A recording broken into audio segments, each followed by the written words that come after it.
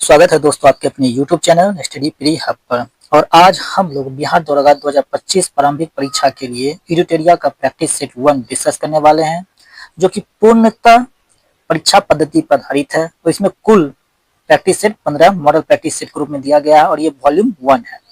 इसके बाद शायद एडिटोरिया का वॉल्यूम 2 आए, उसको डिस्कशन भी हम लोग करेंगे। ठीक है, तो आज चलते हैं और देखते हैं प्रैक्टिस सेट 1 का कौन कौन सा क्वेश्चन इसमें शामिल किया गया है।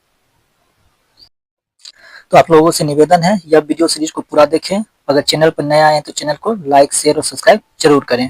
तो चलिए शुरुआत करते हैं और देखते हैं प्रैक्टिस सेट 1 में किस किस क्वेश्चन को शामिल किया गया है। तो चलिए शुरुआत करते हैं बिहार दौरा प्रैक्टिस सेट 1 और देखते हैं question number first. Question number first क्या है कि सौनक तथा पेपलाद शाखाएं किस वेद से संबंधित है। इसका आंसर क्या हो जाएगा? आंसर हो जाएगा ऑप्शन डी, अथर्ववेद। अथर्ववेद में क्या है कि 731 मंत्र है और 6000 लगभग पद हैं। ठीक है, इसकी रचनाकार कौन है? अथर्वा ऋषि है। चलिए देखते हैं क्वेश्चन नंबर 2। क्वेश्चन नंबर 2 क्या है?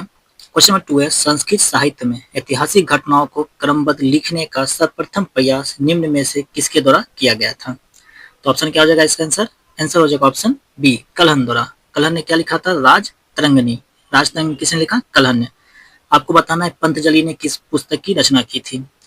अष्टाध्याय पाणिनि ने लिखा है, जबकि चाणक्य ने अर्थशास्त्र की रचना की है। ठीक है, आपको बताना है पतंजलि ने किसकी रचना की थी। ठीक है, चलते नेक्स्ट क्वेश्चन देखते हैं। नेक्स्ट क्वेश्चन क्या है? नेक्स्ट क्वेश्चन है मनके बनाने वाले कारखानाओं में या मनके बनाने वाले कारखाने का साक्ष्य सिंधु घाटी के किस स्थल से प्राप्त हुए हैं? इसका आंसर क्या हो जाएगा? इसका आंसर हो जाएगा ऑप्शन डी, यानी लोथल और चनहुद्रो दोनों से प्राप्त हुआ है। ठीक है, कालीबंगा की अगर बात करते हैं तो कालीबंगा से हमें प्राप्त हुआ है क्या चीज? अग्निकुंड। क्या प्राप्त हुआ? अग्निकुंड। लोथल से भी प्राप्त हुआ है और कालीबंगा से भी प्राप्त हुआ है। ठीक है, चलते नेक्स्ट क्वेश्चन देखते हैं। नेक्स्ट क्वेश्चन क्या है? Question number 4। क्वेश्चन नंबर 4 है बौद्ध मठ के परंपरा के अनुसार स्तूपों को कितने श्रेणियों में विभाजित किया गया था? इसका आंसर क्या हो जाएगा? इसका आंसर हो जाएगा ऑप्शन सी, कितना स्तूप? 5 स्तूपों में विभाजित किया गया था। तो वो स्तूप कौन कौन से थे? स्तूप थे पहला अवशेष स्तूप, दूसरा वस्तु, तीसरा स्मारक, चौथा प्रतीकात्मक और पांचवा जो था वो मन्नत स्तूप। क्या था? मन्नत स्तूप। ठीक है, तो आपको याद रखना है कौन कौन सा? पहला अवशेष, दूसरा वस्तु, तीसरा स्मारक, चौथा प्रतीकात्मक और पांचवा मन्नत। कितने स्तूप हो गए? 5। चलते नेक्स्ट क्वेश्चन देखते हैं। नेक्स्ट क्वेश्चन क्या है? क्वेश्चन नंबर 5 स्वतंत्र बहमनी राज्य की स्थापना कब की गई थी? तो इसका आंसर क्या हो जाएगा? इसका आंसर हो जाएगा ऑप्शन सी, 1347 ईस्वी में। और इसकी स्थापना किसने किया था? तो अलाउद्दीन बहमन शाह ने। किसने किया था? अलाउद्दीन बहमन शाह ने किया था। ठीक है, चलते नेक्स्ट क्वेश्चन देखते हैं। नेक्स्ट क्वेश्चन क्या है? नेक्स्ट क्वेश्चन है महाराणा प्रताप के हाथी का नाम निम्न में से क्या था? आंसर क्या हो जाएगा इसका? Option C, Ram Prasad. राम प्रसाद क्या था? इनका हाथी का नाम था। जबकि चेतक क्या था? तो घोड़े का नाम। चेतक घोड़े का नाम था। ठीक है, और अगर बात करते हैं महाराणा प्रताप से संबंधित तो महाराणा प्रताप ने हल्दी घाटी के युद्ध में अकबर तथा महाराणा प्रताप के बीच में हुआ था। तो कब हुआ था? तो ये हुआ था 18 जून 1576 को हल्दी घाटी का युद्ध हुआ था। किसके बीच में? तो अकबर तथा महाराणा प्रताप के बीच में। ठीक है, चलते नेक्स्ट क्वेश्चन देखते हैं। नेक्स्ट क्वेश्चन क्या है? Question number 7। क्वेश्चन नंबर 7 है भैरोवाल की संधि किस वर्ष हुई थी? भैरोवाल की संधि किस वर्ष हुई थी? इसका आंसर क्या हो जाएगा? इसका आंसर हो जाएगा ऑप्शन ए, 22 दिसंबर 1846 ईस्वी को हुई थी। ठीक है, किसके बीच में हुई थी? तो सिख और अंग्रेज के बीच में हुई थी। याद रखना आप लोगों को, किसके बीच में? तो संधि जो था अंग्रेज और सिखों के मध्य हुई थी। ठीक है, और 9 मार्च 1846 है। इस दिन क्या हुआ था? इस दिन हुआ था लाहौर की संधि। क्या हुआ था? तो लाहौर की संधि हुई थी। ठीक है, चलते नेक्स्ट क्वेश्चन देखते हैं। क्वेश्चन नंबर 8 है 1911 के दिल्ली दरबार की घोषणा में निम्न में से क्या शामिल था? क्या शामिल था? तो ऑप्शन इसका हो जाएगा ऑप्शन डी, इनमें से सभी। बंगाल विभाजन रद्द भी हुआ था, बंगाली भाषी क्षेत्रों को मिलाकर प्रांत बनाना, अब बिहार राज्य की स्थापना जिसमें उड़ीसा भी शामिल था। तो आपको बताना है बिहार राज्य की स्थापना किस वर्ष और किस तारीख को की गई थी। ठीक है, बिहार की स्थापना किस वर्ष और किस तारीख को की गई थी आपको कमेंट में बताना है। ठीक है, चलते next question, question number 9। Question number 9 है, सेवा समिति की स्थापना निम्न में से किसने किया था? सेवा समिति का स्थापना निम्न में से किसने किया था? इसका आंसर क्या हो जाएगा? इसका आंसर हो जाएगा ऑप्शन ए, हृदयनाथ कुंजरू। कौन थे? हृदयनाथ कुंजरू। कहाँ पे किया गया था? तो इलाहाबाद में। कहाँ पर? तो इलाहाबाद में किया गया था। ठीक है, चलते हैं next question, question number 10। Question number 10 है, निम्नलिखित में कौन सी जोड़ी सही सुमेलित नहीं है? आपको इसमें देखना है कौन सा जोड़ी जो है सही सुमेलित नहीं किया गया है। तो इसका आंसर क्या हो जाएगा? इसका आंसर हो जाएगा ऑप्शन डी, रुहेला का युद्ध। रुहेला का युद्ध जो है ये सही सम्मिलित नहीं है। ठीक है, बाकी चौसा का युद्ध 1539 सही है, कोलाचेल का युद्ध 1741 सही है, खुर्दा का युद्ध 1795 ईस्वी सही है। ठीक है, चलते नेक्स्ट क्वेश्चन देखते हैं, question number 11। Operation zero hour के तहत भारत छोड़ो आंदोलन के दौरान कस्तूरबा गांधी को कैद करके किस जेल में रखा गया था? इसका आंसर क्या हो जाएगा? इसका आंसर हो जाएगा ऑप्शन नंबर बी, आगा खां महल जेल में रखा गया था। कहाँ रखा गया था? आगा खां महल। ठीक है, चलते next question, question number 12। Question number 12 है, कंध विद्रोह का संबंध भारत के किस राज्य से है? कंध विद्रोह का संबंध भारत के किस राज्य से है? इसका आंसर क्या हो जाएगा? इसका आंसर हो जाएगा ऑप्शन नंबर बी, उड़ीसा से। किससे संबंधित है? उड़ीसा से संबंधित है। ठीक है, और ये विद्रोह कब हुआ था? 1837 में। कब हुआ था? 1837 ईस्वी में हुआ था। ठीक है, चलिए इसका नेता का अगर बात करते हैं तो कंध विद्रोह के नेता कौन थे? तो चक्र बिसोई थे। कौन थे? चक्र बिसोई। ठीक है, नाम याद रखना है, चक्र बिसोई। चलते हैं क्वेश्चन नंबर 13 की तरफ।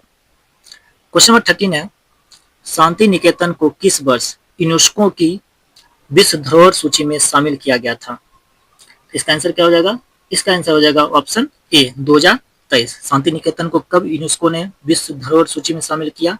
तो 2023 में किया। ठीक है, लाल किला की अगर बात करते हैं तो 2007 में हो चुका था। ठीक है, धौलावीरा की अगर बात करते हैं 2021 में। ठीक, चलते नेक्स्ट क्वेश्चन, क्वेश्चन नंबर 14 यानी क्वेश्चन नंबर 14। क्वेश्चन नंबर 14 है, भारतीय शिल्प परिषद का मुख्यालय कहाँ स्थित है? ये स्टैटिक जीके है, इसको याद रखना आप लोगों को। भारतीय शिल्प परिषद का मुख्यालय कहाँ स्थित है? इसका आंसर क्या हो जाएगा? इसका आंसर हो जाएगा ऑप्शन ए, चेन्नई। कहाँ स्थित है? तो चेन्नई में। ठीक है, चलते हैं next question, question number 15। Ring guard एवं बैकबोर्ड नामक शब्द किस खेल से जुड़े हुए हैं? कौन कौन सा शब्द है? तो रिंग गार्ड एवं बैकबोर्ड किससे जुड़े हुए हैं? इसका आंसर क्या हो जाएगा? इसका आंसर हो जाएगा ऑप्शन नंबर ए, बास्केटबॉल से। किससे जुड़ा हुआ है? तो बास्केटबॉल से जुड़ा हुआ है। ठीक है, चलते हैं next question, question number 16। Question number 16 है, समेकित निर्देशित प्रेक्षापास्त्र विकास कार्यक्रम की नींव किस प्रधानमंत्री द्वारा रखी गई थी? इसका आंसर क्या हो जाएगा? इसका आंसर हो जाएगा option number A, Indira Gandhi द्वारा। कौन सा? तो समेकित निर्देशित प्रेक्षापास्त्र विकास कार्यक्रम की नींव किसने रखी थी? तो इंदिरा गांधी ने। ठीक है, इसका ऑप्शन हो जाएगा ऑप्शन ए, सही आंसर हो जाएगा। ठीक है, चलते हैं नेक्स्ट क्वेश्चन, क्वेश्चन नंबर 17। चलिए देखते क्वेश्चन नंबर 17। क्वेश्चन नंबर 17 क्या है कि एंड्रोक्राइनोलॉजी शाखा के जनक की निम्न में से कौन है? इसका आंसर क्या हो जाएगा? आंसर हो जाएगा ऑप्शन सी, थॉमस एडिसन। कौन है? Thomas Edison. अगर बात करते हैं विलियम हार्वे की, तो रक्त परिसंचरण तंत्र की खोज विलियम हार्वे ने किया था। ठीक है, रॉबर्ट कोच की अगर बात करते हैं तो रॉबर्ट कोच जो टेपेदित होता है यानी टीबी, माइक्रोबैक्टीरियम ट्यूबरकुलोसिस, इसकी खोज की थी। ठीक है, चलते हैं next question, question number 18। Question number 18 है, भारतीय अर्थव्यवस्था में विद्युत, गैस तथा जलापूर्ति किस क्षेत्र के अंतर्गत आते हैं? यानी इकोनॉमिक्स का क्वेश्चन है कि भारतीय अर्थव्यवस्था में विद्युत, गैस तथा जलापूर्ति किस क्षेत्र के अंतर्गत आते हैं? तो इसका आंसर क्या हो जाएगा? इसका आंसर हो जाएगा ऑप्शन बी, ऑप्शन बी, द्वितीयक क्षेत्र में आते हैं। किस क्षेत्र में आते हैं? तो द्वितीयक क्षेत्र में आते हैं। ठीक है, अगर बात करते हैं प्राथमिक क्षेत्र को, तो प्राथमिक क्षेत्र की अगर बात करें जिसमें कृषि आएगा, पशुपालन आएगा, वन और मत्स्य पालन आएगा। द्वितीय क्षेत्र में विद्युत, गैस, खाद्य प्रसंस्करण और उद्योग आते हैं। और तृतीय क्षेत्र की अगर बात करते हैं तो तृतीय क्षेत्र में कौन कौन सा आएगा? तृतीय क्षेत्र में आएगा व्यापार, होटल, रियल एस्टेट, सार्वजनिक प्रशासन, ये सब आता है तृतीय क्षेत्र में। ठीक है, चलते हैं क्वेश्चन नंबर 19 की तरफ। वैज्ञानिक आधार पर राष्ट्रीय आय की गणना BKR रॉ द्वारा किस वर्ष किया गया था? राष्ट्रीय आय की गणना BKR राव के द्वारा किस वर्ष किया गया था? इसका आंसर क्या हो जाएगा? इसका आंसर हो जाएगा ऑप्शन सी, 1931 में किया गया था। कब किया गया था? 1931 में किया गया था। ठीक है, चलते नेक्स्ट क्वेश्चन, क्वेश्चन नंबर 20 की तरफ। तो क्वेश्चन नंबर 20 है, भारत में विदेशी प्रत्यक्ष निवेश की सीमा किन क्षेत्रों में 100% नहीं है? यानी विदेशी निवेश की सीमा जो है किन क्षेत्रों में 100% नहीं है? तो इसका ऑप्शन क्या हो जाएगा? ऑप्शन नंबर हो जाएगा D, option number D, pension. Pension के क्षेत्र में विदेशी निवेश क्या है? 100% नहीं है। ठीक है, चलते हैं नेक्स्ट क्वेश्चन, नेक्स्ट क्वेश्चन देखते हैं 21। तो 21 है, विशेष आर्थिक क्षेत्र के उद्देश्यों में क्या शामिल नहीं है? इसका आंसर क्या हो जाएगा? तो इसका आंसर हो जाएगा option number D, option number D, 500 crore से अधिक आय वाली कंपनियों को शामिल करना। ठीक है, चलते हैं next question, question number 22। Question number 22 है, किस समिति ने निर्धनता की पहचान हेतु कॉस्ट ऑफ लिविंग को आधार के रूप में स्वीकार किया था? आंसर क्या हो जाएगा इसका? इसका आंसर हो जाएगा option number A, Suresh Tendulkar समिति। कौन सा समिति है? सुरेश तेंदुलकर समिति है। इस समिति का गठन कब किया गया था? 2005 में किया गया था। कब किया गया था? तो 2005 में गठन किया गया था। ठीक है, और अपनी रिपोर्ट कब प्रस्तुत किया था? तो 2009 में। 2005 में गठित हुआ, 2005 में इसने अपना रिपोर्ट प्रस्तुत कर दिया। ठीक है, चलते next question, question number 23। Question number 23 है कि 76वें गणतंत्र दिवस समारोह 2025 के मुख्य अतिथि के रूप में कौन शामिल हुए? इंपॉर्टेंट क्वेश्चन है, करेंट अफेयर का है, इसलिए आपको याद रखना है। 76वां गणतंत्र दिवस समारोह 2025 के मुख्य अतिथि कौन थे? तो मुख्य अतिथि थे इंडोनेशिया के राष्ट्रपति, इनका नाम क्या था? ऑप्शन ए सही हो जाएगा, प्रोबेबो सुबियांटो। कौन थे? प्रोबेबो सुबियांटो, इंडोनेशिया के राष्ट्रपति थे। ठीक है, चलते next question, question number 24। Question number 24 है, 33वें ग्रीष्मकालीन ओलंपिक खेल 2024 में भारत को कुल कितने पदक प्राप्त हुए? यानी 33वां जो ग्रीष्मकालीन ओलंपिक खेल हुआ 2024 में भारत को कुल कितना पदक प्राप्त हुआ? इसका आंसर क्या हो जाएगा? इसका आंसर हो जाएगा ऑप्शन 6, यानी ऑप्शन बी, और आंसर क्या हो जाएगा? 6 पदक प्राप्त हुआ। ठीक है, चलते हैं नेक्स्ट क्वेश्चन, देखते हैं नेक्स्ट क्वेश्चन क्या है। नेक्स्ट क्वेश्चन 25 नंबर, केंद्रीय बजट 2024-25 के अनुसार राजस्व घाटा कुल जीडीपी का कितना प्रतिशत है?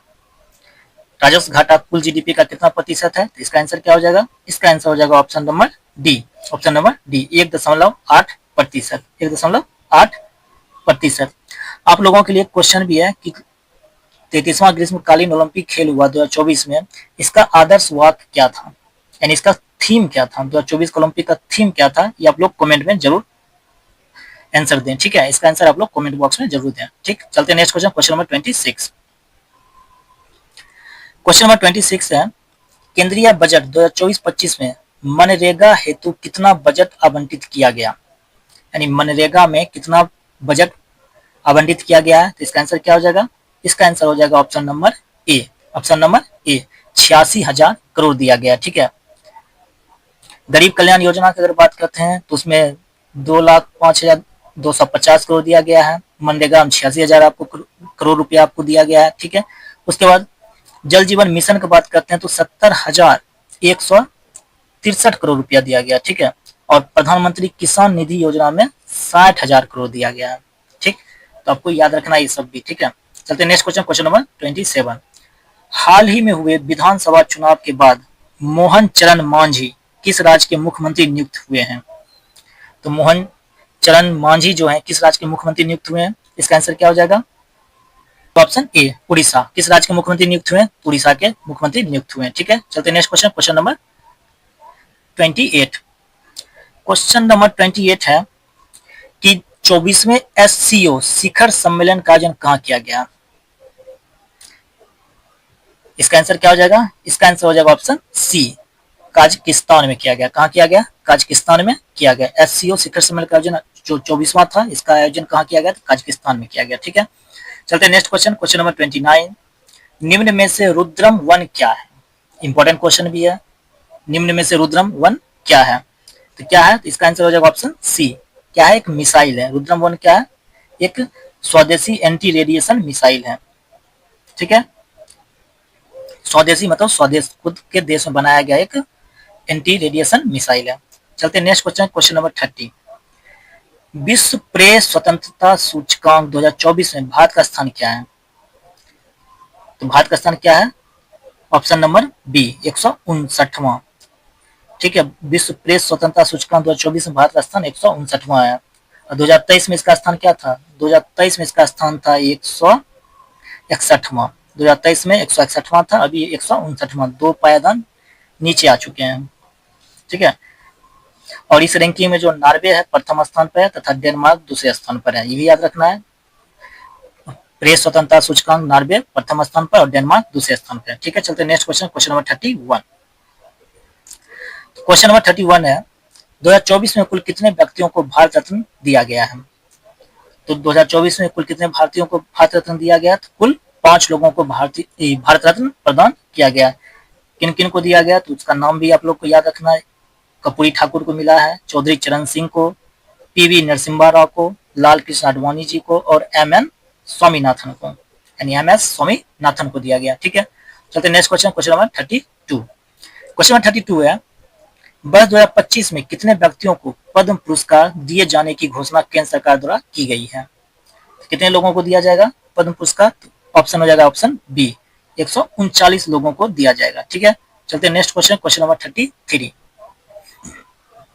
क्वेश्चन नंबर 33 है भारत सरकार द्वारा किस तिथि को संविधान हत्या दिवस मनाने जाने की घोषणा की गई है? आंसर क्या हो जाएगा इसका? इसका आंसर हो जाएगा ऑप्शन बी, ऑप्शन बी 25 जून को संविधान हत्या दिवस मनाए जाने की घोषणा की गई है। ठीक है, चलते हैं नेक्स्ट क्वेश्चन, देखते हैं नेक्स्ट क्वेश्चन क्या है। 34 पे चलते हैं। क्वेश्चन नंबर 34 है होपेक्स सैन्य अभ्यास किन 2 देशों के मध्य आयोजित किया गया है? इसका आंसर क्या हो जाएगा? इसका आंसर हो जाएगा option C, option C Bharat और मिस्र के बीच आयोजित किया गया है। ठीक है, होपेक्स जो भारत और मिस्र के बीच आयोजित वायुसेना अभ्यास है। ठीक है, चलते हैं नेक्स्ट क्वेश्चन, क्वेश्चन नंबर 35 की तरफ। चलिए देखते हैं क्वेश्चन नंबर 35। क्वेश्चन नंबर 35 है कि 34वां व्यास सम्मान 2024 किसे प्रदान किया गया है? आंसर क्या हो जाएगा? ऑप्शन बी सूर्यबाला को प्रदान किया गया है। सूर्यबाला को किसके लिए इसकी कृति क्या है? इनकी कृति है कौन देश को बासी रेणु की डायरी के लिए। ठीक है, 2023 में पुष्पा भारती को दिया गया था यादें यादें और यादें के लिए, और 2022 की अगर बात करते हैं 2022 में ज्ञान चतुर्वेदी को दिया गया था पागल खाना के लिए। ठीक है, तो पुष्पा भारती को 2023 में दिया गया था। तो सही आंसर क्या हो जाएगा? ऑप्शन बी 2024 के लिए 34वां व्यास सम्मान जो है सूर्यबाला को दिया गया। ठीक है, चलते नेक्स्ट क्वेश्चन, क्वेश्चन नंबर 36 की तरफ। V part of the plan theme के कौन सा दिवस हाल ही में मनाया गया है? 36 का आंसर क्या हो जाएगा? आंसर हो जाएगा ऑप्शन डी, ऑप्शन डी विश्व जैव विविधता दिवस। ठीक है, अगर पृथ्वी दिवस की बात करते हैं तो विश्व पृथ्वी दिवस का जो थीम है वह है प्लेनेट वर्सेस प्लास्टिक। ठीक है, और विश्व स्वास्थ्य दिवस की अगर बात करते हैं तो विश्व स्वास्थ्य दिवस का थीम है माई हेल्थ माई राइट। ठीक है, चलते हैं next question, question number 37। Question number 37 है हाल ही में किस राज्य में अंबाजी व्हाइट मार्बल को जीआई टैग दिया गया है? कौन सा है? अंबाजी व्हाइट मार्बल को जीआई टैग दिया गया है। तो जीआई टैग दिया गया किस राज्य का है? तो इसका आंसर हो जाएगा option A Gujarat, option A Gujarat को दिया गया। ठीक है, चलते हैं नेक्स्ट क्वेश्चन और देखते हैं नेक्स्ट क्वेश्चन क्या है। Question number 38। क्वेश्चन नंबर 38 है 18वीं वन स्थिति रिपोर्ट 2023 के अनुसार वन रिपोर्ट 2021 के तुलना में 2023 में वन और वृक्ष आवरण में कितने वर्ग किलोमीटर की वृद्धि दर्ज की गई है या दर्ज हुई है? इसका आंसर क्या हो जाएगा? इसका आंसर हो जाएगा ऑप्शन नंबर ए, कितना? 1445 वर्ग किलोमीटर, यानी 1445 वर्ग किलोमीटर की वृद्धि हुई है, और ये 18वीं वन स्थिति रिपोर्ट है। ठीक है, चलते हैं नेक्स्ट क्वेश्चन, देखते हैं नेक्स्ट क्वेश्चन क्या है 39 की तरफ। क्वेश्चन नंबर 39 है हाल ही में रामसर सूची में शामिल किया गया नंजरायन पक्षी अभयारण्य का संबंध किस राज्य से है? तो कौन सा पक्षी अभयारण्य है? तो नंजरायन पक्षी अभयारण्य, इसका संबंध किस राज्य से है? इसका आंसर हो जाएगा ऑप्शन नंबर ए तमिलनाडु। किससे संबंधित है? तमिलनाडु से संबंधित है। ठीक है, चलते हैं नेक्स्ट क्वेश्चन, क्वेश्चन नंबर 40 की तरफ। 40 नंबर क्वेश्चन देखते हैं भारत सरकार ने कब तक चंद्रयान 4 को प्रक्षेपित करने का लक्ष्य रखा है? कब तक रखा है? तो ऑप्शन हो जाएगा ऑप्शन सी 2028 तक। चंद्रयान 4 जो है कब प्रक्षेपित किया जाएगा, तो 2028 तक किया जाएगा। ठीक है, चलते नेक्स्ट क्वेश्चन 41 की तरफ। 41 जो अवार्ड से संबंधित क्वेश्चन है, तो 96वां ऑस्कर अवार्ड 2024 में किस फिल्म को सर्वश्रेष्ठ फिल्म का अवार्ड दिया गया है? कौन सा फिल्म था जिसको सर्वश्रेष्ठ फिल्म का अवार्ड दिया गया? ऑप्शन नंबर ए ओपेनहाइमर को दिया गया है। किसको दिया गया? ओपेनहाइमर को दिया गया है। ठीक है, और इसका आयोजन कहाँ होता है? तो ऑस्कर अवार्ड देने का आयोजन जो किया जाता है, किया जाता है लॉस एंजल्स में। कहाँ आयोजन होता है? लॉस एंजल्स में। ठीक है, चलते नेक्स्ट क्वेश्चन, क्वेश्चन नंबर 42। किस राज्य द्वारा विधवा पुनर्विवाह प्रोत्साहन योजना की शुरुआत की गई है? तो किस राज्य द्वारा विधवा पुनर्विवाह प्रोत्साहन योजना की शुरुआत की गई है? इसका आंसर क्या हो जाएगा? ऑप्शन नंबर डी, झारखंड के द्वारा किया गया है। ठीक है, चलते नेक्स्ट क्वेश्चन देखते हैं, क्वेश्चन नंबर 43। क्वेश्चन नंबर 43 है, सार्थक खंड वाले शब्द निम्न में से क्या कहलाते हैं? हिंदी का क्वेश्चन है, हिंदी व्याकरण का। तो देखते हैं क्या है, सार्थक खंड वाले शब्द निम्न में से क्या कहलाते हैं? इसका आंसर क्या हो जाएगा? इसका आंसर हो जाएगा ऑप्शन ए, ऑप्शन ए यौगिक। क्या कहलाते हैं? यौगिक कहलाते हैं। ठीक है, कौन सा ऑप्शन हो जाएगा? ऑप्शन नंबर ए हो जाएगा, यौगिक कहलाते हैं। यौगिक शब्द क्या होता है? जो दो या दो से अधिक सार्थक खंड वाले शब्द यौगिक कहलाते हैं। ठीक है, या इनको ऐसे भी कह सकते हैं कि जो निश्चित अर्थ का बोध कराता है उसे सार्थक खंड वाले शब्द भी कहते हैं। ठीक है, चलते हैं नेक्स्ट क्वेश्चन, क्वेश्चन नंबर 44। इत्यादि का सही संधि विच्छेद क्या है? यानी इत्यादि का सही संधि विच्छेद क्या है? इसका आंसर क्या हो जाएगा? इसका आंसर हो जाएगा ऑप्शन नंबर बी, इति जोड़ आदि, इति जोड़ आदि। ठीक है, चलते हैं नेक्स्ट क्वेश्चन और देखते हैं नेक्स्ट क्वेश्चन 45। क्वेश्चन नंबर 45 है, पाप पुण्य में कौन सा समास है? इसका आंसर क्या हो जाएगा? इसका आंसर हो जाएगा ऑप्शन नंबर ए, द्वंद्व समास। कौन सा समास है? द्वंद्व समास है। ठीक है, तो द्वंद्व समास कहते किसको है? तो जिस समास के दोनों शब्द प्रधान हो तथा विग्रह करने पर और अथवा या का प्रयोग हो वह द्वंद्व समास कहलाता है। जैसे पाप और पुण्य, तो दोनों अलग अलग है, दोनों अलग अलग क्या करता है? शब्द की व्याख्या बताता है, इसलिए पाप और पुण्य कौन सा समास हो गया? तो द्वंद्व समास हो गया। ठीक है, चलते हैं नेक्स्ट क्वेश्चन 46 की तरफ। क्वेश्चन नंबर 46 है, हथेली पर सरसों नहीं जमती मुहावरे का सही अर्थ क्या है? एक मुहावरा दिया गया है, हथेली पर सरसों नहीं जमती, इसका सही अर्थ क्या होगा? इसका सही अर्थ हो जाएगा ऑप्शन सी, काम के लिए समय चाहिए, काम के लिए समय चाहिए। नेक्स्ट क्वेश्चन 47 देखते हैं क्या है। क्वेश्चन 47 है, निम्नलिखित में से कौन सा वाक्य शुद्ध है? ये सारे वाक्य दिए गए हैं, इनमें से आपको देखना है शुद्ध वाक्य कौन सा है। इसका आंसर क्या हो जाएगा? इसका आंसर हो जाएगा ऑप्शन नंबर सी, आपके एक एक वाक्य तुले हुए हैं। ठीक है, आपके एक एक वाक्य तुले हुए हैं, इसका आंसर हो जाएगा। ठीक है, नेक्स्ट क्वेश्चन 48 देखते हैं। नेक्स्ट क्वेश्चन 48 देखते हैं। 48 क्या है? इंग्लिश का क्वेश्चन दिया हुआ है, फिलिंग द ब्लैंक्स।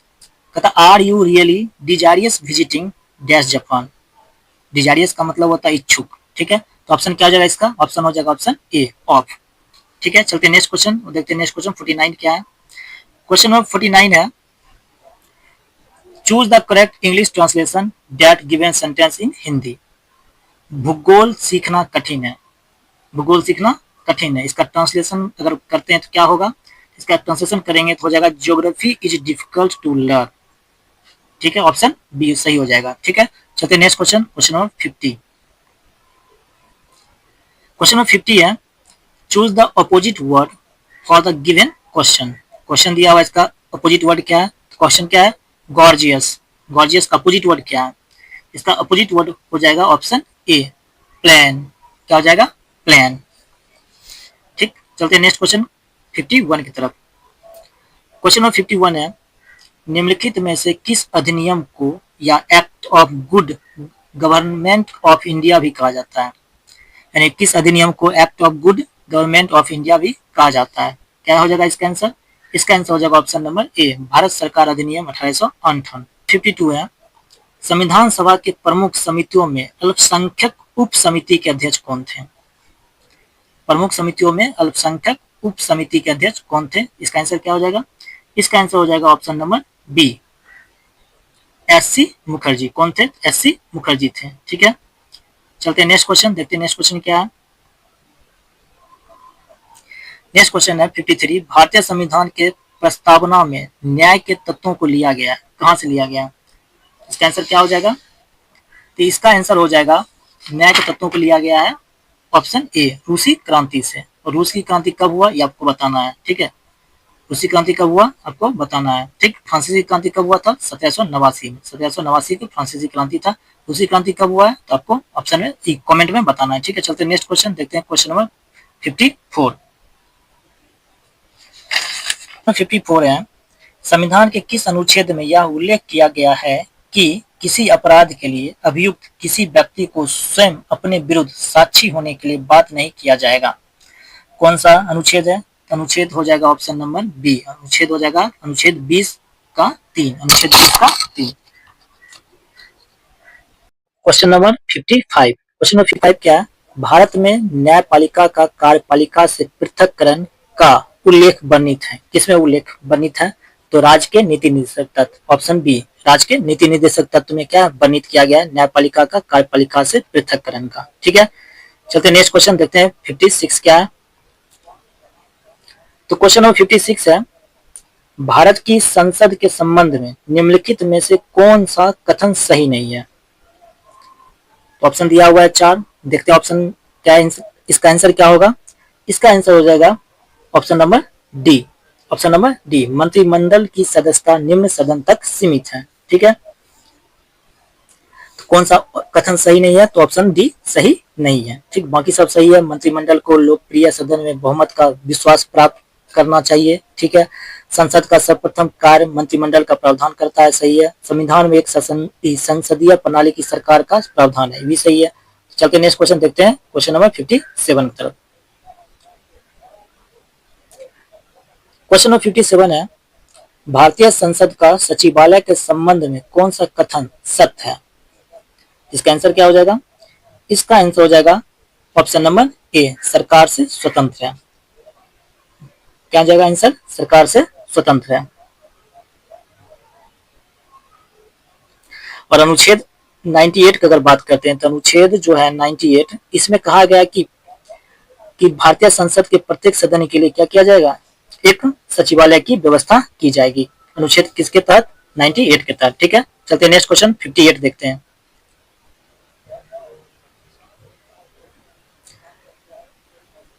क्वेश्चन 58 है, सूची 1 को सूची 2 से सुमिलित कीजिए। सूची 1 में दिया है लोक लेखा समिति, विभागीय समिति, याचिका समिति, स्टॉक मार्केट स्कैम संयुक्त समिति। और सूची 2 में दिया है वित्तीय समिति, कार्यकारी समिति, तदर्थ समिति और स्टैंडिंग समिति। तो इसको क्या करना है? तो हम लोग को मिलान करना है।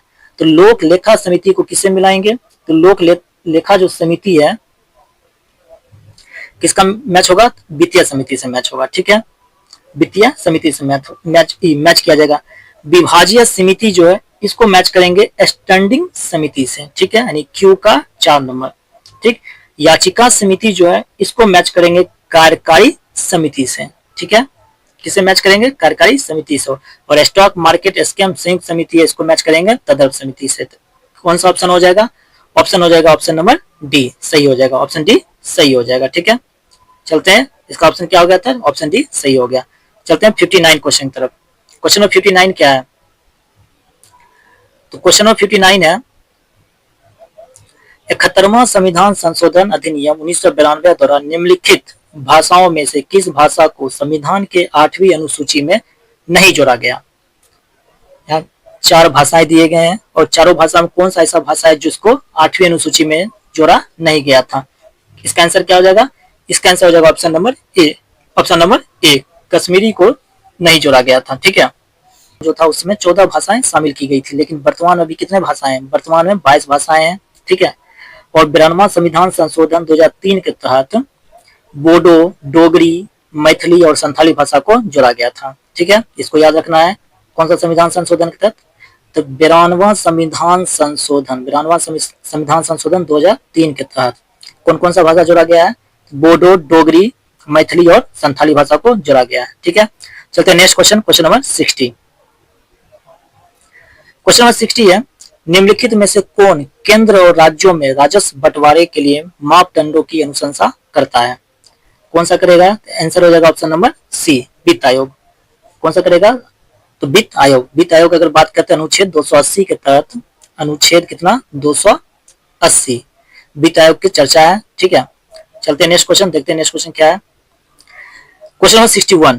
क्वेश्चन नंबर 61 है, भूवैज्ञानिक समय के सबसे बड़े खंड को क्या कहते हैं? यानी भूवैज्ञानिक समय के सबसे बड़े खंड को क्या कहा जाता है? इसका आंसर क्या हो जाएगा? इसका आंसर हो जाएगा ऑप्शन नंबर ए, ईओन कहते हैं। क्या कहते हैं? ईओन। ठीक है, चलते हैं नेक्स्ट क्वेश्चन 62 की तरफ। 62 है, निम्नलिखित में से कौन सा ग्रह चट्टानों से बने हुए नहीं है? यानी इनमें से कौन सा ग्रह है जो चट्टान से निर्मित नहीं है? इसका आंसर क्या हो जाएगा? इसका आंसर हो जाएगा ऑप्शन नंबर ए, शनि ग्रह। कौन सा ग्रह? शनि ग्रह। जबकि बुध, शुक्र, पृथ्वी, मंगल को पार्थिव ग्रह कहा जाता है या इसे आंतरिक ग्रह भी कहा जाता है। ठीक है, और ये सभी जो ग्रह हैं सब किससे निर्मित है? चट्टानों से निर्मित है। ठीक, और बाह्य ग्रह की संख्या कितनी है ये आप लोग को बताना है कमेंट में। ठीक है, बाह्य ग्रह की संख्या कितनी है या फिर बृहस्पति के सदृश ग्रहों की संख्या कितनी है इसको बताना आप लोगों को कमेंट में। ठीक है, चलते हैं नेक्स्ट क्वेश्चन, देखते हैं क्वेश्चन नंबर 63। क्वेश्चन नंबर 63 क्या है? क्वेश्चन नंबर 63 है, एशिया में विश्व का सर्वाधिक जनसंख्या घनत्व वाला देश कौन सा है? तो कौन सा देश है जो सर्वाधिक जनसंख्या घनत्व वाला है? आंसर क्या हो जाएगा? ऑप्शन हो जाएगा बी, सिंगापुर। सिंगापुर की राजधानी कहाँ है ये आपको कमेंट बॉक्स में बताना है। ठीक है, सिंगापुर की राजधानी कहाँ है कमेंट बॉक्स में आपको बताना है। ठीक है, चलते हैं नेक्स्ट क्वेश्चन, देखते हैं नेक्स्ट क्वेश्चन 64 को। 64 है, बादलों की दिशा एवं गति मापने वाला यंत्र कौन सा है? तो ऑप्शन क्या हो जाएगा इसका? इसका ऑप्शन हो जाएगा option number D, nephoscope. Nephoscope से हम लोग क्या मापते हैं? बादलों की दिशा एवं गति मापते हैं। ठीक है, जबकि विस्कोस्कोप, विस्कोमीटर जो है इसे क्या मापते हैं? तो इससे मापते हैं हम लोग द्रव की शयनता को। ठीक है, और साइट्रोट्रॉन है, इसे क्या मापते हैं? इसे कृत्रिम मौसम की माप करते हैं। ठीक है, और स्ट्रेबोस्कोप है, इसे क्या मापते हैं? स्ट्रेबोस्कोप से मापते हैं आवर्तित गति से घूमने वाली वस्तुओं की चाल। ठीक है, चलते हैं नेक्स्ट क्वेश्चन, देखते हैं नेक्स्ट क्वेश्चन 65 क्या है। क्वेश्चन नंबर 65, निम्नलिखित में कौन सा कथन सत्य नहीं है? यानी असत्य कथन को हम लोग को ढूंढना है। तो इसका आंसर क्या हो जाएगा? पहले ऑप्शन पढ़ लेते हैं, उसके बाद देखते हैं इसका आंसर क्या होगा। ऑप्शन ए है, यूरोप एकमात्र महाद्वीप है जिसमें कोई मरुस्थल नहीं है। ठीक है, दूसरा है, विश्व का सबसे सूक्ष्म मरुस्थल अटकामा मरुस्थल है। ठीक है, ऑप्शन सी है, विश्व का सबसे बड़ा उष्ण मरुस्थल सहारा है। ऑप्शन डी, इनमें से कोई नहीं। तो इसका कथन सही कथन कौन सा नहीं है? यानी असत्य कथन, तो इनमें ऑप्शन हो जाएगा डी, इनमें से कोई नहीं। सभी कथन क्या है? सत्य है। ठीक है, इसलिए ऑप्शन क्या हो जाएगा? Option D. चलते हैं नेक्स्ट क्वेश्चन, देखते हैं 66। Question number 66। क्वेश्चन नंबर 66 है, निम्नलिखित में कौन सा दर्रा जम्मू कश्मीर में नहीं है? यानी कौन सा दर्रा जो है जम्मू कश्मीर में स्थित नहीं है? तो आप लोग इसे भी बता सकते हैं कौन सा होगा इसमें। तो इसमें हो जाएगा ऑप्शन बी, अघिल। अघिल दर्रा जो है जम्मू कश्मीर में है, बल्कि काराकोरम, पीर पंजाल और बनिहाल दर्रा जम्मू कश्मीर में स्थित है। ठीक है, चलते हैं नेक्स्ट क्वेश्चन, क्वेश्चन नंबर 67 की तरफ। क्वेश्चन नंबर 67 है, सिंधु नदी की सबसे बड़ी सहायक नदी कौन सी है? इसका आंसर क्या हो जाएगा? इसका आंसर हो जाएगा ऑप्शन सी, चिनाब नदी। सिंधु की सबसे बड़ी सहायक नदी कौन सा है? चिनाब नदी है सहायक नदी। ठीक है, चलते हैं नेक्स्ट क्वेश्चन, देखते हैं नेक्स्ट क्वेश्चन 68 क्या है। क्वेश्चन नंबर 68 है, निम्नलिखित में कौन सा कथन सत्य है? इसमें सत्य कथन को चुनना है। कथन 1 में है, भारत का सर्वाधिक लंबा राष्ट्रीय राजमार्ग NH-44 है। NH-44 में जवाहर सुरंग स्थित है। और तीसरा कथन है, राष्ट्रीय राजमार्ग संपूर्ण देश के सड़कों की कुल लंबाई का लगभग 2% है। इसका आंसर क्या हो जाएगा? इसका आंसर हो जाएगा option number D, option number D, इनमें से सभी। यानी इनमें से सभी कथन क्या है? सत्य हैं। ठीक है, चलते हैं नेक्स्ट क्वेश्चन, देखते हैं 69। Question number 69।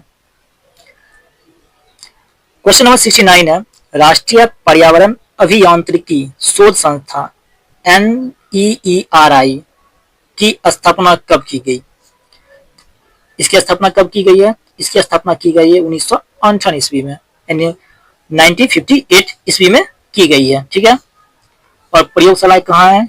इसके 5 क्षेत्रीय प्रयोगशालाएं जो कहाँ कहाँ है, तो दिल्ली में है, चेन्नई है, कोलकाता है, मुंबई है और हैदराबाद। कहाँ कहाँ है, तो दिल्ली, चेन्नई, कोलकाता, मुंबई और हैदराबाद में स्थित किया गया। ठीक है, और इसकी स्थापना कहाँ की गई थी, तो इसकी स्थापना नागपुर में की गई थी। ये भी याद रखना है, 1958 ईस्वी में नागपुर में स्थापना की गई थी और 5 इनकी क्षेत्रीय प्रयोगशालाएं दिल्ली, चेन्नई, कोलकाता, मुंबई और हैदराबाद। ठीक है, चलते नेक्स्ट क्वेश्चन, क्वेश्चन नंबर 70। वन्य जीव अभ्यारण्यों की सर्वाधिक संख्या कहाँ है? इंपोर्टेंट भी क्वेश्चन है। तो वन्य जीव अभ्यारण्यों की सर्वाधिक संख्या कहाँ स्थित है? इसका आंसर क्या हो जाएगा? इसका आंसर हो जाएगा ऑप्शन नंबर बी, अंडमान एवं निकोबार में स्थित है। ठीक है, इसका आंसर क्या हो जाएगा? अंडमान और निकोबार। Question number 71। क्वेश्चन 71 है, जीवित मानव शरीर में सबसे कम मात्रा में पाए जाने वाला तत्व निम्नलिखित में से कौन सा है? तो मानव शरीर में सबसे कम मात्रा में पाया जाने वाला तत्व है मैग्नीज। सबसे कम मैग्नीज पाया जाता है और सबसे अधिक क्या पाया जाता है? तो सबसे अधिक पाया जाता है कैल्शियम। ठीक है, सबसे कम मैग्नीज और सबसे अधिक कैल्शियम पाया जाता है। ठीक है, चलते नेक्स्ट क्वेश्चन 72 की तरफ। 72 है, इलेक्ट्रॉन की तरंग प्रकृति की खोज किसने की थी? इलेक्ट्रॉन की तरंग प्रकृति की खोज किसने की थी? आंसर हो जाएगा option number C, de Broglie ने की थी। जबकि जे थॉमसन ने क्या किया था? इलेक्ट्रॉन की खोज किया था। ठीक है, जे थॉमसन ने इलेक्ट्रॉन की खोज की थी, जबकि तरंग प्रकृति की खोज डी ब्रोगली ने की थी। चलते नेक्स्ट क्वेश्चन 73 की तरफ।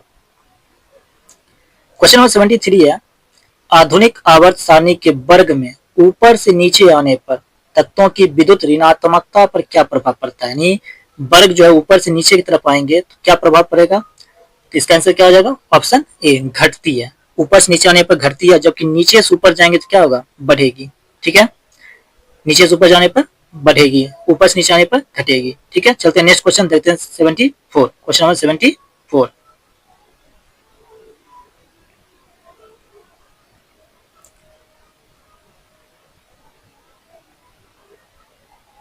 क्वेश्चन नंबर 74 है, निलंबन में परिक्षेपित कणों का आकार कितना होता है? कितना होगा? इसका आंसर क्या हो जाएगा? इसका आंसर हो जाएगा ऑप्शन नंबर ए, 10⁻³ से लेकर 10⁻⁴ सेंटीमीटर तक। ठीक है, कितना हो जाएगा? 10⁻³ से लेकर 10⁻⁴ सेंटीमीटर तक। ठीक है, और निलंबन का उदाहरण क्या था? नदी का गंदा पानी हो गया, वायु में धुआं हो गया, इत्यादि सब उदाहरण है। चलते हैं नेक्स्ट क्वेश्चन 75। लिमोनाइट निम्नलिखित में से किस धातु का अयस्क है? लिमोनाइट निम्नलिखित में से किस धातु का अयस्क है? इसका आंसर क्या हो जाएगा? इसका आंसर हो जाएगा ऑप्शन नंबर बी, लोहा। किसका है? लोहा का अयस्क है। ठीक है, लोहा का इसके अलावा और कौन कौन सा अयस्क होता है? लोहा का होता है हेमेटाइट, मैग्नेटाइट, सीडेराइट और आयरन पायराइट। ठीक है, चलते हैं नेक्स्ट क्वेश्चन 76 तरफ। क्वेश्चन नंबर 76 है, निम्नलिखित में से किसे रोमन विट्रोल भी कहा जाता है? यानी रोमन विट्रोल किसको कहा जाता है? इसका आंसर क्या हो जाएगा? इसका आंसर हो जाएगा ऑप्शन नंबर डी, हरा कशिश को। हरा कशिश को क्या कहा जाता है? तो रोमन विट्रोल भी कहा जाता है। ठीक है, और आप लोगों को बताना इसका फॉर्मूला क्या होगा, हरा कशिश का रासायनिक फॉर्मूला क्या होगा? कमेंट बॉक्स में आप लोग को बताना है। कहाँ? तो कमेंट में बताइए इसका फॉर्मूला क्या होता है। ठीक है, चलते हैं next question, question number 77। Question number 77 है, निम्नलिखित में से किसे नोबल का तेल भी कहा जाता है? निम्नलिखित में किसे नोबल का तेल भी कहा जाता है? तो इसका आंसर क्या हो जाएगा? इसका आंसर हो जाएगा ऑप्शन नंबर सी, ट्राइनाइट्रोग्लिसरीन। ट्राइनाइट्रोग्लिसरीन को नोबल का तेल भी कहा जाता है और इसका यूज कहाँ होता है? तो डायनामाइट को बनाने में किया जाता है। ठीक है, इसका यूज कहाँ हो जाता है? डायनामाइट को बनाने में किया जाता है। और इसे ट्राइनाइट्रोटोल्यूइन जो है, इसका फॉर्मूला क्या होता है? C6H5CH3 होता है। ठीक है, और आप लोगों को ट्राइनाइट्रोग्लिसरीन का फॉर्मूला बताना है। ठीक, चलते हैं next question, question number 78। Question 78 है, निम्नलिखित में से सबसे प्रबल उपचायक यानी ऑक्सीडाइजिंग कौन सा तत्व है? तो ऑप्शन क्या हो जाएगा इसका? Option number A, fluorine. कौन सा हो जाएगा? फ्लोरीन। ठीक है, सबसे प्रबल ऑक्सीकारक एजेंट फ्लोरीन है। ठीक, चलते हैं नेक्स्ट क्वेश्चन देखते हैं। नेक्स्ट क्वेश्चन क्या है? 79। Question number 79। क्वेश्चन नंबर 79 है, जीव द्रव्य सिद्धांत के प्रवर्तक निम्नलिखित में से किसे माना जाता है? तो जीव द्रव्य सिद्धांत के प्रवर्तक कौन है? तो जीव द्रव्य सिद्धांत के प्रवर्तक हैं ऑप्शन नंबर डी, हर्टविग। कौन है? हर्टविग है। जीव द्रव्य सिद्धांत प्रतिपादक कौन किसने दिया है? तो हर्टविग ने किया था। ठीक है, चलते हैं next question, question number 80। Question number 80 है, निम्नलिखित में से कौन सा कथन सत्य है? ऑप्शन ए में दिया हुआ प्रोकैरियोटिक कोशिका में केंद्रिका अनुपस्थित होती है। ऑप्शन बी यूकैरियोटिक कोशिका में केंद्रक झिल्ली अनुपस्थित होती है। ऑप्शन सी है प्रोकैरियोटिक कोशिका में लिंग प्रजनन कम पाया जाता है। ऑप्शन डी इनमें से सभी। इसका आंसर क्या हो जाएगा? इसका आंसर हो जाएगा ऑप्शन नंबर ए। क्या हो जाएगा? ऑप्शन नंबर ए, कथन सत्य है क्योंकि प्रोकैरियोटिक कोशिका है उसमें केंद्रिका अनुपस्थित होती है। क्योंकि प्रोकैरियोटिक कोशिका जो है इसको प्राचीन कोशिका भी कहते हैं। ठीक है, एंशिएंट सेल भी कहा जाता है, जबकि यूकैरियोटिक कोशिका जो होता है इसे नवीन कोशिका भी कहा जाता है। ठीक है, चलते हैं next question, question number 81। Question number 81 है, निम्नलिखित में से किसे कोशिका के अणुओं का यातायात प्रबंधक कहा जाता है? यानी कोशिका के अणुओं का यातायात प्रबंधन किसे कहा जाता है? चार ऑप्शन दिया हुआ है, गोल्जी काय, लाइसोसोम, माइटोकॉन्ड्रिया या फिर तारकाय। इसका आंसर क्या हो जाएगा? इसका आंसर हो जाएगा ऑप्शन नंबर ए, गोल्जी काय, जिसकी खोज किसने की थी? कैमिलो गोल्जी ने की थी। लाइसोसोम को हम लोग आत्महत्या की थैली भी कहते हैं। ठीक, माइटोकॉन्ड्रिया को power house of the cell कहते हैं। लाइसोसोम की खोज करता था डी डुवे। ठीक है, और तारकाय का काम है तारक तंतु का निर्माण करना। ठीक है, तारकाय का क्या काम है? तारक तंतु का निर्माण करना। ठीक, चलते हैं नेक्स्ट क्वेश्चन 82 की तरफ। क्वेश्चन नंबर 82 है, जीन की आनुवांशिक विचारधारा के अनुसार जीन के कार्य की इकाई को क्या कहा जाता है? यानी जीन के आनुवांशिक विचारधारा के अनुसार जीन के कार्य की इकाई को क्या कहते हैं? क्या कहते हैं? तो सिस्ट्रॉन कहते हैं। ऑप्शन बी, क्या कहते हैं? तो सिस्ट्रॉन कहा जाता है। ठीक है, चलते हैं नेक्स्ट क्वेश्चन, देखते हैं नेक्स्ट क्वेश्चन क्या है। 83, क्वेश्चन नंबर 83 देखने से पहले कुछ पॉइंट है जिसको डिस्कस करना बहुत जरूरी है। जैसे उत्परिवर्तन की जीन की उत्परिवर्तन की इकाई को हम लोग म्यूटॉन कहते हैं। ठीक है, जीन की उत्परिवर्तन की इकाई को म्यूटॉन कहा जाता है। ठीक है, जिसके बारे में सिद्धांत किसने दिया था? हुगो डेवरीज ने दिया था। ठीक, अब आते हैं 83 क्वेश्चन पर, क्वेश्चन नंबर 83 पर। 83 क्वेश्चन नंबर है, जीव द्रव्य में कार्बनिक तथा अकार्बनिक यौगिकों का अनुपात क्या होता है? यानी जीव द्रव्य जो है प्रोटोप्लाज्म, उसमें कार्बनिक तथा अकार्बनिक यौगिकों का अनुपात क्या होता है? क्या हो जाएगा आंसर इसका? Option number C, 19:81। 19:81। ठीक है, चलते हैं next question, question number 84। Question number 84 है,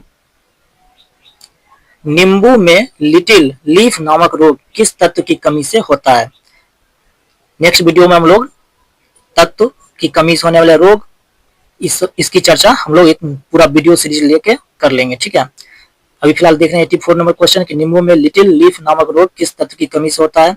क्या हो जाएगा आंसर? आंसर हो जाएगा ऑप्शन नंबर बी, तांबा की कमी से होता है। ठीक है, चलते हैं नेक्स्ट क्वेश्चन 85 तरफ। 85 है, निम्नलिखित में किस संघ के सभी जंतु खारे जल में पाए जाते हैं?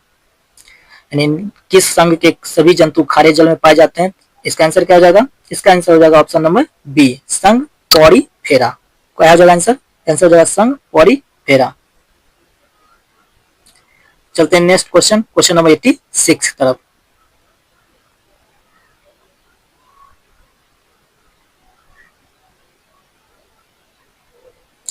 क्वेश्चन नंबर 86 है, मेढक निम्नलिखित में से किस वर्ग के प्राणी हैं?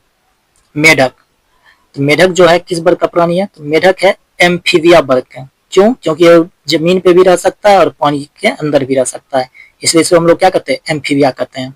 मत्स्य वर्ग में मछली आता है। स्तनी वर्ग में जितने भी स्तनधारी जंतु आते हैं जो अपने बच्चों को जन्म देने के बाद दूध पिलाता है।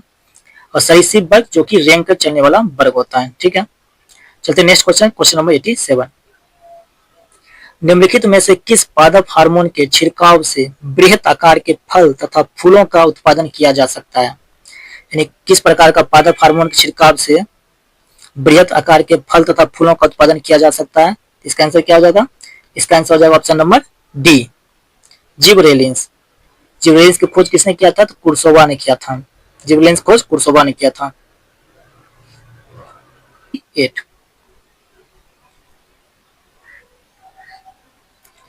क्वेश्चन नंबर 88 है, पौधे में प्रकाश संश्लेषण के संबंध में निम्नलिखित में से कौन सा कथन सत्य है? ऑप्शन ए दिया हुआ है, प्रकाश संश्लेषण के लिए कार्बन डाइऑक्साइड, पानी, क्लोरोफिल तथा सूर्य का प्रकाश आवश्यक है। ऑप्शन बी है, प्रकाश संश्लेषण की दर लाल रंग के प्रकाश में सबसे अधिक एवं बैंगनी रंग के प्रकाश में सबसे कम होती है।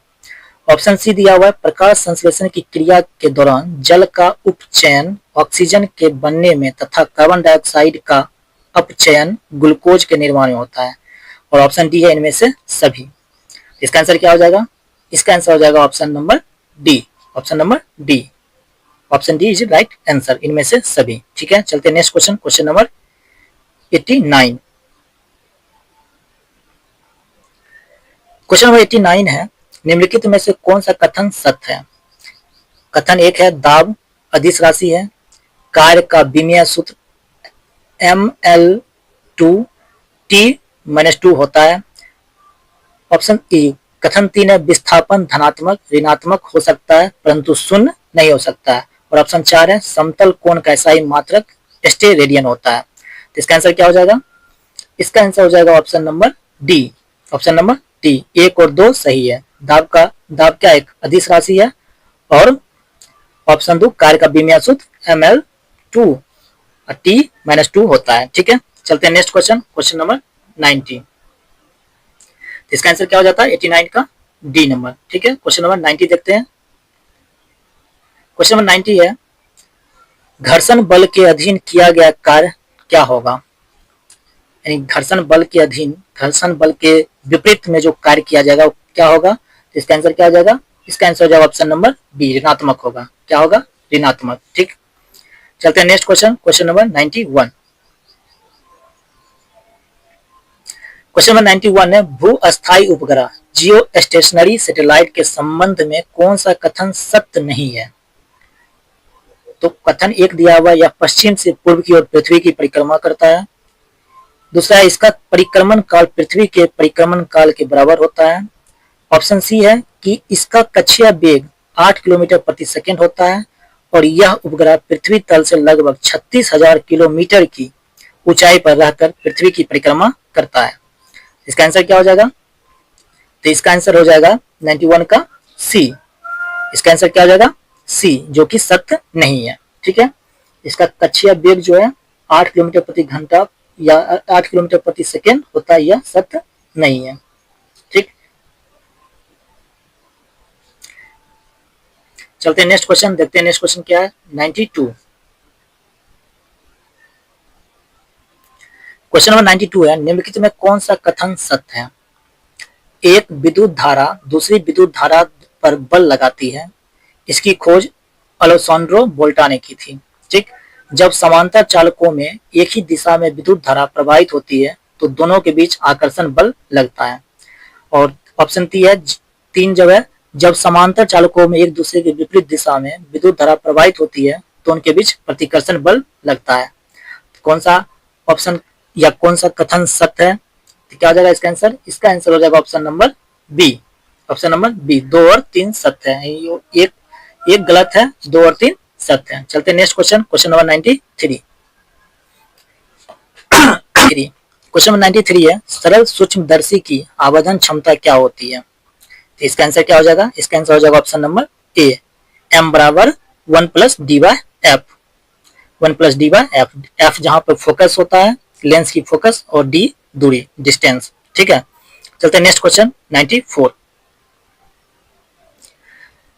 क्वेश्चन नंबर 94 है, सूची 1 को सूची 2 के साथ सुमिलित कीजिए। एक तरफ दिया हुआ यंत्र, दूसरा तरफ दिया हुआ माप। पहला है इंटरफेरोमीटर, दूसरा है पोटेंशियोमीटर, तीसरा है कैलोरीमीटर, चौथा है रूलर। इसको मैच करना है, तो पहला क्या हो जाएगा? तो हो जाएगा ऑप्शन नंबर डी, SQR और P। SQR और P हो जाएगा आंसर। ठीक है, तो ऑप्शन नंबर डी इसका राइट आंसर हो जाएगा। तो इसमें जो इंटरफेरोमीटर है इसको हम लोग मैच करेंगे किसके साथ? समतल ध्रुवीयकृत प्रकाश का घूर्णन के साथ। पोटेंशियोमीटर जो है इसको मैच करेंगे विद्युत विभवांतर के साथ। ठीक, और कैलोरीमीटर जो है किसके साथ मपाएगा? कैलोरीमीटर जो विशिष्ट ऊष्मा क्षमता के साथ, ठीक। और रूलर जो है लंबाई के मापक है, ठीक है। चलते हैं नेक्स्ट क्वेश्चन, क्वेश्चन नंबर 95।